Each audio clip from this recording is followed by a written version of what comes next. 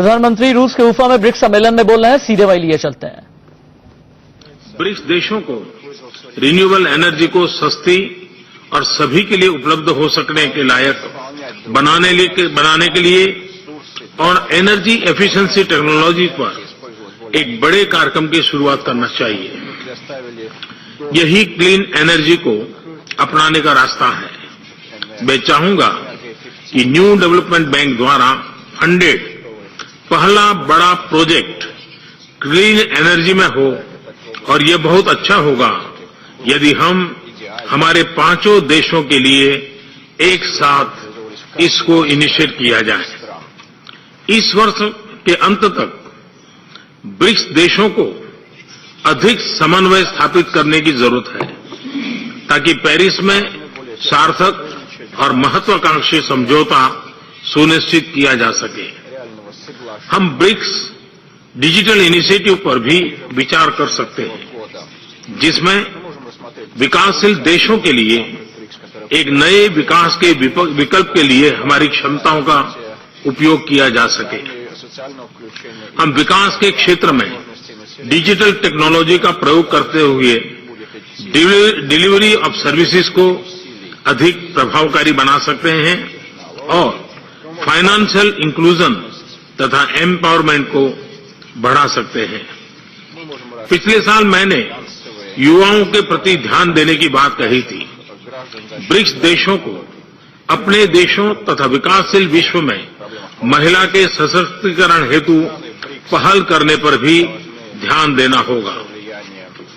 Excellency, हमने migration के मुद्दे पर बातचीत की थी।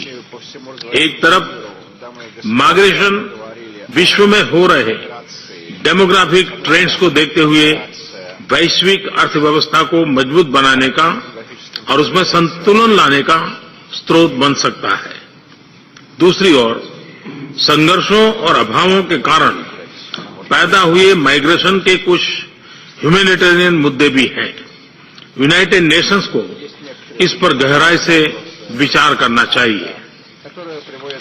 हम BRICS standing working group on migration स्थापित करने के लिए BRICS heads of migration services की पहली बैठक के आयोजन की पहल के लिए रूस का स्वागत करते हैं।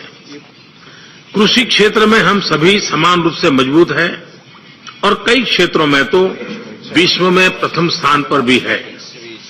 मेरा यह सुझाव है कि ब्रिक्स एग्रीकल्चर रिसर्च सेंटर की स्थापना की जाए, जो संपूर्ण विश्व के लिए एक बड़ा उपहार होगा। इसी प्रकार से हम एक व्यवस्था बनाने पर विचार कर सकते हैं, जिसमें हम कृषि और लैंड रिच देशों में उत्पादन तथा इंफ्रास्ट्रक्चर में निवेश कर अतिरिक्त उत्पादित खाद्यान्नों के हिस्से को खाद्यान्न की कमी वाली देशों में बेच सकते हैं। यह दूसरा महत्वपूर्ण कदम होगा। जल की कमी भविष्य की एक महत्वपूर्ण चुनौती है। विकासशील देशों में जल की उपलब्धता, उसका बेहतर प्रयोग, पीने के पानी की व्यवस्था मुख्य चुनौतियां हैं। यह ऐसा क्षेत्र है जिसमें हम सभी देशों का अच्छा अनुभव तथा एक्सपर्टाइज है, जिससे हम अपने देशों तथा अन्य देशों में बदलाव ला सकते हैं। मेरा यह भी सुझाव है कि फोरम बनाए जाए जो हमारे प्रांतों या राज्यों और हमारे लोकल गवर्नमेंट को आपस में जोड़े। वे एक दूसरे से काफी कुछ सीख सकते हैं। शहरीकरण एक बड़ी चुनौती है, परंतु आने वाले दशकों में यह एक बड़ा अवसर साबित हो सकता है। हम शहरों के बीच कन्वर्सेशन एंड कोऑपरेशन की प्रक्रिया शुरू कर एक दूसरे से काफी कुछ सीख सकते हैं। कुछ ब्रिक्स सदस्य स्पोर्ट्स पावर हाउस हैं। हमें ब्रिक्स स्पोर्ट्स काउंसिल की स्थापना कर किसी एक खेल में वार्षिक तौर पर ब्रिक्स स्पोर्ट्स मीट्स का आयोजन करना चाहिए। इसकी शुरुआत के रूप में हम अगले वर्ष भारत में फुटबॉल मीट का आयोजन कर सकते हैं। यह ऐसा खेल है जो सभी ब्रिक्स देशों में लोकप्रिय है। अंत में फिर से प्रेसिडेंट पुतिन को एक सफल शिखर सम्मेलन के लिए बधाई देता हूं।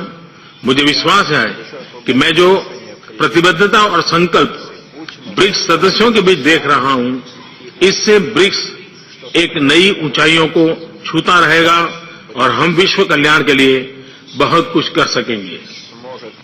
अगले साल मुझे भारत में आपका स्वागत करने का सौभाग्य प्राप्त होगा। भारत में अगले ब्रिक्स के लिए मैं आपको आमंत्रित करता हूं। मैं अपनी बात पूर्ण करने से पहले आज अगले वाले सत्र में एक अच्छा विषय आया था कि हम लोग एक ब्रिक्स फिल्म फेस्टिवल को डेवलप करें। मेरा एक और सुझाव है कि अगर हम ब्रिक्स के लिए फिल्म अवार्ड भी अगर कर सकते हैं तो एक प्रकार से मैं समझता हूं कि उसको काफी हम प्रमोट कर सकते हैं, क्योंकि इस क्षेत्र में फिल्म मेकिंग को एक प्रकार से कल्चरल एक्टिविटी का हिस्सा भी बन सकता है, जो एक दूसरे को जानने पहचानने का कारण बन सकता है। तो उस पर भी हम विचार कर सकते हैं। मैं फिर एक बार प्रेसिडेंट पुतिन का और आप सबका बहुत बहुत आभार व्यक्त करता हूं। धन्यवाद। चलिए, तो प्रधानमंत्री नरेंद्र मोदी को सुन रहे थे आप। ब्रिक्स सम्मेलन से पीएम मोदी को लाइव आपने सुना। ब्रिक्स देशों में जितना तालमेल बढ़ेगा, इन देशों की अर्थव्यवस्था के लिए बेहतर होगा। हम सीधे उफा का रुख कर लेते हैं। मेरे editor in chief Deepak Chaurasia live मौजूद हैं। दीपक, कितना पाथ ब्रेकिंग ये ब्रिक्स सम्मेलन रहा, और अंत में प्रधानमंत्री नरेंद्र मोदी ने कहा ब्रिक्स फिल्म अवार्ड को लेकर के भी उन्होंने बातें कही हैं। यह अपने आप में पाथ ब्रेकिंग है, क्योंकि आपको पता है कि भारत में फिल्म इंडस्ट्री की कितनी बड़ी इकोनॉमी है और भारत फिल्म मेकिंग में कितना बड़ा स्थान रखता है। तो जाहिर सी बात है, अगर ब्रिक्स देश फिल्म मेकिंग को आगे बढ़ाते हैं और भारत ने इसको आगे बढ़ाने का प्रस्ताव रखा है, तो जाहिर सी बात है राशिद, इससे भारतीय फिल्म मेकिंग को वर्ल्ड में एक बड़ा स्थान मिलेगा। और ब्रिक्स के नेशन की जितनी जगह, जितना पावरफुल ब्रिक्स बनता जा रहा है और अमेरिका के सामने एक बड़ा चैलेंज बनता जा रहा है ब्रिक्स, उसको देखते हुए अगर फिल्म मेकिंग आगे बढ़ती है तो भारतीय फिल्म मेकिंग विश्व में एक बड़ा स्थान हासिल करेगी अगर ब्रिक्स का सहयोग मिले। तो ये अपने आप में एक पाथ ब्रेकिंग डेवलपमेंट है। साथ ही साथ जो विश्व की इकोनॉमी है उसमें ब्रिक्स बैंक एक बड़ा छाप छोड़ेगा, ये उम्मीद है, और ये अगले साल तक ऑपरेशनलाइज हो जाएगा। केवी कामत इसके पहले चेयरमैन होंगे, और ये भी अपने आप में एक बड़ी पाथ ब्रेकिंग एक्सरसाइज होगी। खासकर ग्रीक में जो यूरोजोन का आर्थिक संकट आया है और चीन में जो रिसेशन चल रहा है, उसके बीच जो इकोनॉमिक डिस्कशंस हुए हैं ब्रिक्स में, वो निकलकर जो एक पूरा आर्थिक मॉडल तैयार होगा ब्रिक्स बैंक का, जिस तरह का एक फंड बनेगा, वो अपने आप में पूरी दुनिया के इकोनॉमिक मॉडल को प्रभावित करेगा। ये दोनों डेवलपमेंट बहुत महत्वपूर्ण डेवलपमेंट है, और इसके साथ जो इकोनॉमिक, सोशल और कल्चरल आदान प्रदान के लिए जो अंडरस्टैंडिंग बनी है राशिद, ये अपने आप में एक पाथ ब्रेकिंग होगा। और अगले साल जो ब्रिक्स को होस्ट करने वाला है भारत, उससे भी मुझे लगता है कि भारत को एक बड़ा और नया स्थान मिलेगा ब्रिक्स देशों के बीच में, और भारत एक नई लीडरशिप को आगे लेकर आएगा ब्रिक्स देशों के बीच में। राशिद, दूसरी बड़ी खबर यह है दीपक की रूस के उफा में कल सुबह प्रधानमंत्री नरेंद्र मोदी और पाकिस्तान के प्रधानमंत्री नवाज शरीफ की मुलाकात होने जा रही है।